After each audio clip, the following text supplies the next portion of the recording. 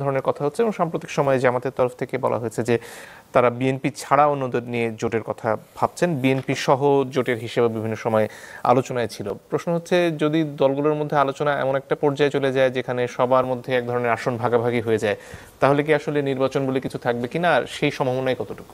আমি সেই সম্ভাবনা দেখি না। সম্ভাবনা দেখি নাই কেউ, মানে একটা থিওরিটিক্যাল আপনি ধরেন, যে নিজেদেরকে এক নম্বর দল মনে করে সে কেন দুই নম্বর দলের সঙ্গে ই করবে, নির্বাচনী জোট করবে? তাহলে আপনার ইলেকশনটা কার সঙ্গে হবে? কিন্তু এটা কোনো চান্স নেই। আর দুই নম্বর হলো, বিএনপির সঙ্গে জামাতের কিন্তু দীর্ঘদিনের একটা সম্পর্ক ছিল এবং তারা এই সম্পর্কে সুফলও পেয়েছে। বিএনপি নানা সময় জামাতের উপর নির্ভরশীল ছিল, কিন্তু আমি যতটুকু বুঝি বিএনপির মোহভঙ্গ খুবই নির্মমভাবে হয়েছে। কিভাবে? বিভিন্ন সময় জামাতের যে এই সময়ের যে ভূমিকা এবং বিএনপির বিষয়ে জামাতের সম্পর্কে যে জামাতের যে ভূমিকা, এটা বিএনপি খুব সহজভাবে নেয়নি। বিএনপি যা কিছু বলতেছে, জামাতের যে সমস্ত দাবি দেওয়া যেগুলো আছে, এগুলো তো জামাত মানে বিএনপির সঙ্গে যায় না, একদমই যায় না। কাজেই আমার মনে হয় না যে বিএনপি জামাতের উপর আর ডিপেন্ড করতে চাইবে, সম্পর্ক করতে চাইবে। আপনি মনে আছে কিনা যাই না, আপনি এই জামাত কিন্তু আওয়ামী লীগ সরকারের পতনের আগেই বলছিল যে বিএনপির সঙ্গে আমাদের আর কোনো জোট নাই।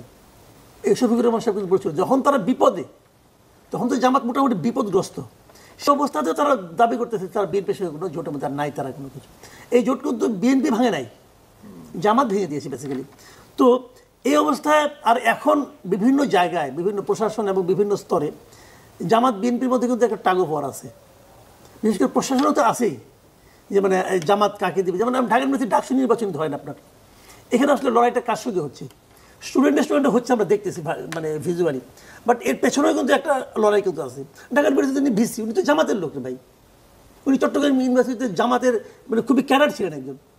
এটা তো অনেকেই জানে, এবং এটা মানে একজন লোক তো আমি জানি যে উদিচি করতেন, যে হিলাল ফয়েজি নামে এক ভদ্রলোক, উনি তো ফেসবুকে একটা স্ট্যাটাস দিয়েছিলেন যে ওনাকে যখন অপহরণ করে নিয়ে যাওয়া হয় হল থেকে, যে দুইজন লোক ওনাকে অপহরণ করে নিয়ে, তার মধ্যে একজন উনি ছিলেন, আমি ওনার স্ট্যাটাসে পড়েছি এটা। তো এখন এই সমস্ত ঘটনা প্রভাব জানেন জামাতের, আপনি এটাই দেখেন না কেন, আপনার এই যে 5ই আগস্টের পরে জামাত কিনে যখন মিটিংগুলো, জামাতের কমিটিটা কেটে আমরা প্রথম চিনলাম কবে? যখন নাকি ভিসি সাহেব যখন মিটিং রাখলো সব স্টুডেন্টদের নিয়ে, তখন চিনলাম। মানে আমরা চেনার আগে উনি চিনেন যে শিবিরের কে কে কে কোন পদে আছে। তো এটা তো জানার কথা রে ভাই, সব ইউনিভার্সিটি এই সমস্ত জায়গায় হচ্ছে। তো এইগুলি কিন্তু বিএনপির পক্ষে যাচ্ছে না। তো বিএনপি নাকি এনজয় করতেছে না। কাজে বিএনপির সঙ্গে জামাতের জোট হওয়ার থিওরিটিক্যালি কোনো স্কোপ নাই, আর প্র্যাকটিক্যালি তো আরও নাই। ভোটের বাজারে তো 1 আর 2-এর সঙ্গে হয় না, এখন 2-এর সঙ্গে 3-4-এর হতে পারে। 2-কে আমরা জানি মোটামুটি জামাত, 3-4-কে 3-4 যদি আপনার জাতীয় পার্টি যদি ইলেকশন করতে পারে, তো জাতীয় পার্টি তো 2-এর দাবিদার, তোরা তো 2-এর দাবিদারের ভাই, যে আমি 2 অমু। তো তার সঙ্গে জামাতের কোনো হওয়ার স্কোপ নেই, এই কারণে যে তাদের মানে আপনার নিষিদ্ধ করার জন্য যে সবচেয়ে উচ্চকিত কণ্ঠ এটা জামাতের। বরঞ্চ জাতীয় পার্টি এখন বিএনপির কাছে আশ্রয় চাচ্ছে যে তোমরা আমাদেরকে রক্ষা করো, এবং বিএনপি সে আশ্রয় দিচ্ছে। বিএনপি স্থায়ী কমিটিতে মিটিংয়ে বলছে যে আমরা কোনো রকম দলের নিষিদ্ধ চাই না। তো তার এর চেয়ে বড় আশ্রয় আর কি মানে প্রশ্রয় আর কি দিবে?